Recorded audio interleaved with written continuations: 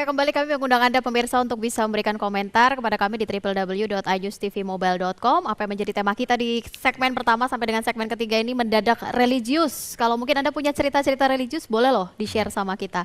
Dan malam hari ini kita sudah kedatangan satu narasumber lagi, Profesor Azumardi Azra. Kita perkenalkan sebagai cendekiawan Muslim. Selamat malam, Assalamualaikum. Waalaikumsalam.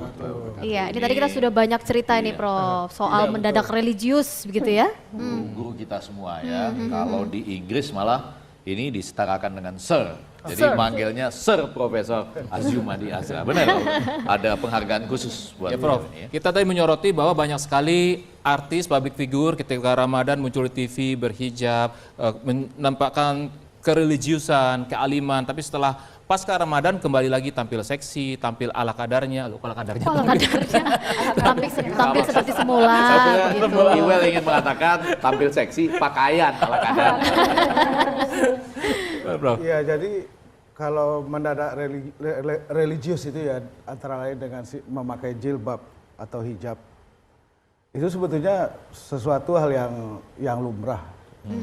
Pertama tadi saya udah dengar dari Mbak Mary ya, hidayah katanya ya.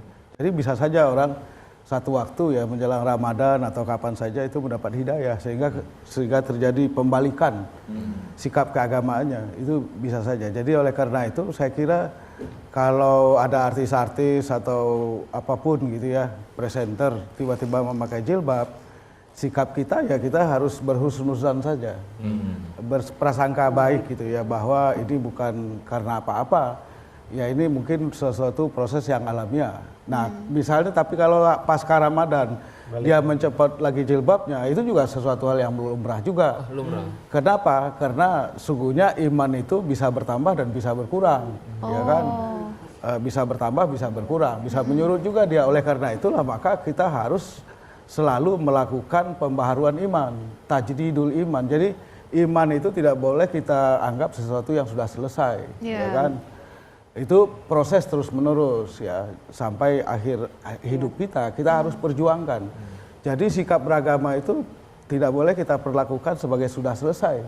Jadi kalau Ramadan udah pakai jilbab, nanti tiba-tiba nggak pakai jilbab lagi, ya itu kita dari perspektif tadi itu naik dan surutnya iman itu ya sesuatu yang wajar dan lumrah saja. Oleh karena itulah supaya jangan terjadi menyurutnya iman secara terus-menerus, maka kemudian kita harus melakukan pembaharuan iman, tajdidul iman. Jadi iman yang tadi mudah merosot, kita naikkan lagi, kita renovasi lagi, kita revitalisasi lagi gitu. Jadi itu perjuangan seumur hidup, karena di dalam diri manusia sendiri yang ada itu bukan cuma akal pikiran yang sehat atau kalbu yang punya hati nurani, tapi juga ada hawa nafsu. Nah hawa nafsu inilah yang membuat kalau kita nggak hati-hati kemudian iman yang tadi sudah menguat, yang antara lain disimbolkan dengan jilbab atau hijab, itu kemudian jadi menyurut ya. Jadi luntur ya, Prof, dicopot ya? lagi. Tapi penting ditekankan bahwa jilbab itu atau hijab itu hanyalah salah satu dari simbol orang beriman. Banyak lagi yang lain, termasuk juga selain rukun iman, sholat, puasa, zakat, naik haji atau umroh dan sebagainya itu. Tapi juga ada hal-hal yang lain yang saya kira memang harus dikerjakan juga secara terus-menerus. Baru kemudian keimanan kita itu bisa konstan gitu. Apalagi mungkin sampai dengan saat ini begitu ya, semakin bergeser, mungkin dengan menggunakan hijab, tren hijabnya juga mulai macam-macam gitu kan, jadi kelihatan lebih cantik, diberikan model. Kemudian Jadi jilbab itu memang gejalanya ya, saya mengamati sebagai peneliti gejala sosial keagamaan itu memang bukan hanya sekedar perintah dari agama ya, yang para ulama juga sesungguhnya berbeda-beda dalam menyikapinya. Jadi oleh karena itu kita juga tidak bisa menyimpulkan kalau seseorang yang sudah pakai jilbab atau hijab itulah yang paling sempurna imannya. Ya, belum tentu juga, ya kan? Karena apa? Karena ini lagi-lagi ulama berbeda pendapat. Ini Mbak Rizka ya nggak pakai jilbab. Itu ada pendapat dari ulama, mulainya itu apakah persoalannya batas-batas aurat bagi perempuan, ya kan, yang harus ditutupi. Batas aurat itu apa? Yaitu segala sesuatu dari bahagian tubuh laki-laki ataupun perempuan yang bisa merangsang syahwat. Nah, ketika bicara soal aurat rambut, ya rambut itu aurat atau bukan? Ada yang ulama bilang ya itu aurat, harus ditutupi. Tapi juga ada yang bilang ya tidak, karena tidak merangsang syahwat. Jadi kalau saya lihat rambutnya Bariska, saya nggak naik syahwatnya, biasa-biasa aja. Gitu kan. Nah, jadi Saya selama ini juga, selama beberapa episode ini juga nggak pernah tergoda. Alhamdulillah ya. Alhamdulillah berarti saya tapi kita hargai mereka yang sudah pakai jilbab. Itu harus kita apresiasi, kita hargai, kita lihat dari secara husnuzan, secara berprasangka baik begitu ya. Dan kita harapkan mudah-mudahan pemakaian jilbab itu tidak hanya fashion gitu ya. Tapi memang bisa terus dipertahankan sehingga kemudian ini juga mencerminkan imannya itu konstan. Tapi kalau misalnya dipakai sewaktu kemudian dicopot lagi, itu tidak konstan imannya. Tapi menarik loh celetukannya tadi, musiman. Hijab musiman berarti ya. Tergantung tren juga. Oh iya, silakan Ustaz. Dari perspektif Quran sendiri, kalau batasan aurat yang telah dijelaskan dalam Quran surah Al-Ahzab 59, ya ayuhan nabi kul azwajika wa banitika wa nisa'il mu'minin yudhnina 'alaihinna min jalabibihin. Maka hunjamkan jilbabmu. Nah, dari perspektif hijab itu adalah pakaian yang dari leher sampai dengan menutupi kaki. Kemudian kalau dari An-Nur ayat 31, wal yadribna bi khumurihinna 'ala juyubihin. Maka hentakkanlah atau pakailah tudung khimar bi khumurihin ala juyubihin sampai menutupi dadamu. Nah, kalau kita berpatokan pada hukum dua ayat ini, An-Nur 31 dan juga Al-Ahzab 59, maka wala yubdina zinatahunna illa ma dhahara minha. Jadi tidak boleh mempertontonkan batasan auratnya kecuali yang boleh dipertontonkan. Maka sebagian hadis mengatakan yang boleh dipertontonkan adalah muka dan juga kedua telapak tangan.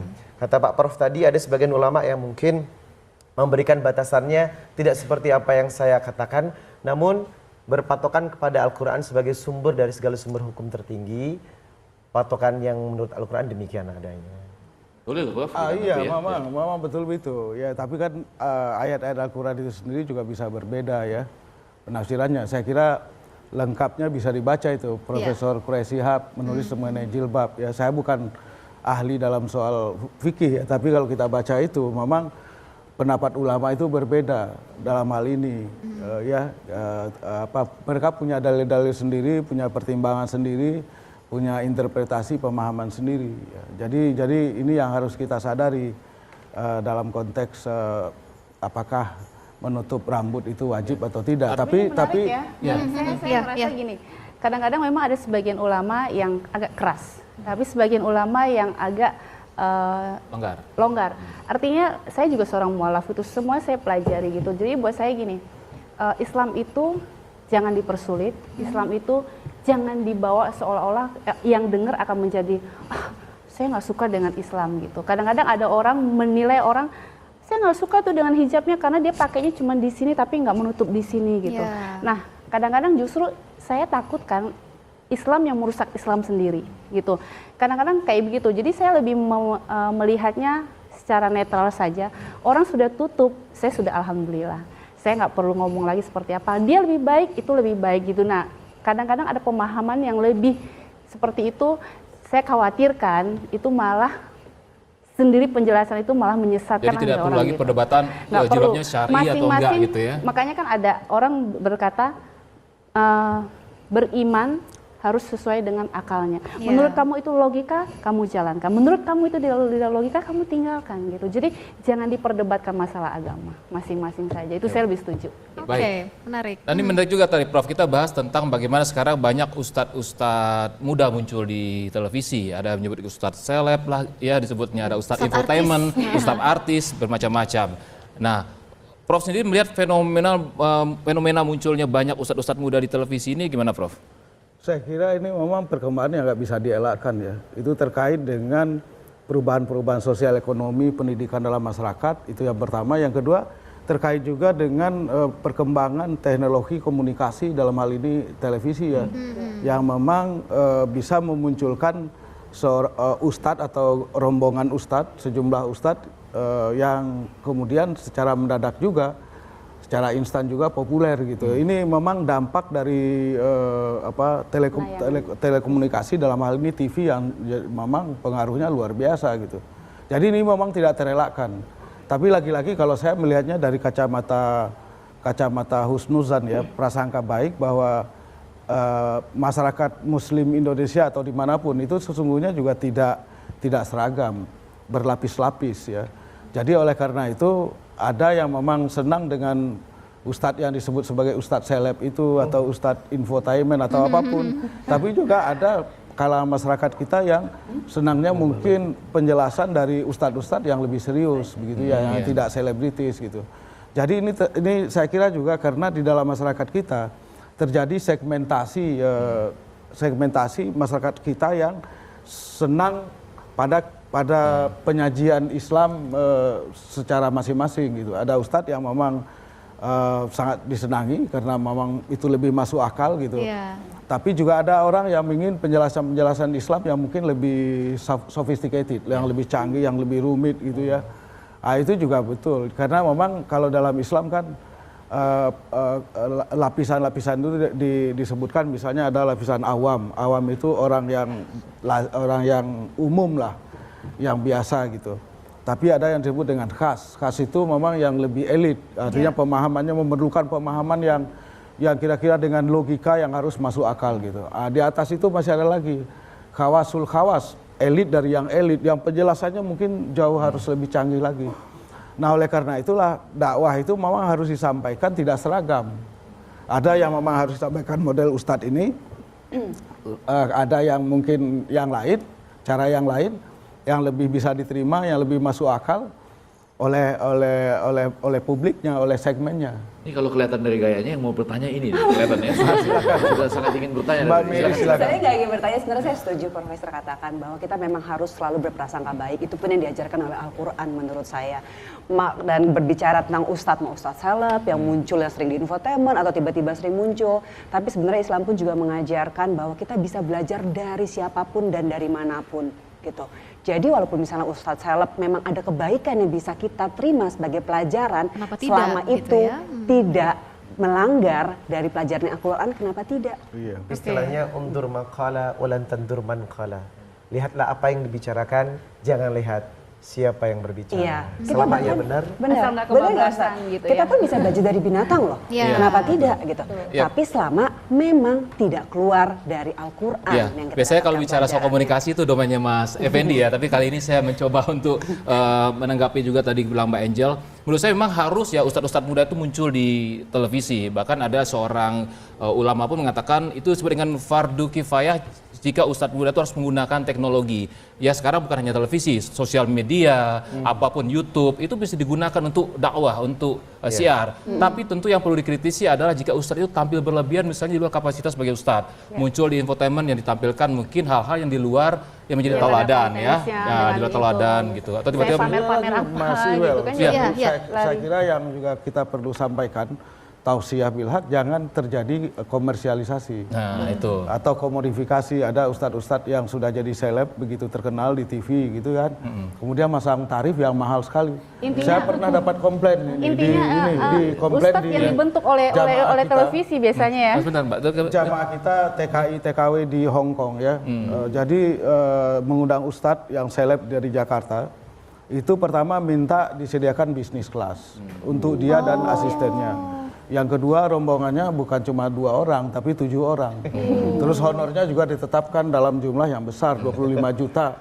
Untuk dia sendiri, belum lagi staff-staff. Jadi saya kira ini yang perlu kita ingatkan, bahwa di kalangan ulama sendiri sudah jadi perdebatan semuanya. Boleh nggak seorang ustadz itu menerima honor atau tidak? Menurut saya boleh, tapi jangan berlebih-lebihan. Nah, itu aja intinya. Jadi jangan memasang tarif terlalu tinggi. Habis ini kita berbicara soal akibat dari atau hubungan religiositas tadi dengan korupsi. Oh, ini ada kaitannya sama tren umroh itu bukan? Iya. Ya. Oh, jadi umroh tidak hanya sekedar umroh gitu ya? Tidak hanya tadi disebutkan bisa menjadi gaya, tetapi ujung-ujungnya berakibat korupsi. Saya agak penasaran gitu ya sebenarnya, tapi pemirsa Anda jangan kemana-mana dulu, karena kita masih punya satu topik lagi untuk Anda malam hari ini di News.pol, tetaplah bersama kami. di pengadilan agama, seorang hakim agama yang melakukan hubungan seksual dengan bukan istrinya di kantor agama, kebetulan dia nginep di situ, dan saya tanya di atasnya ada kitab Al-Quran.